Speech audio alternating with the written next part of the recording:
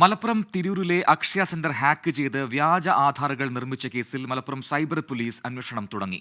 38 ആധാർ കാർഡുകൾ കൃത്രിമമായി എൻറോൾ ചെയ്തു എന്നാണ് കണ്ടെത്തൽ. കഴിഞ്ഞ ജനുവരി 12-നാണ് തിരൂർ ആലിങ്ങലിലെ അക്ഷയ സെന്ററിലേക്ക് ഡൽഹിയിൽ നിന്ന് ഫോൺ കോൾ വന്നത്. UID അഡ്മിനാണെന്ന് സ്വയം പരിചയപ്പെടുത്തി.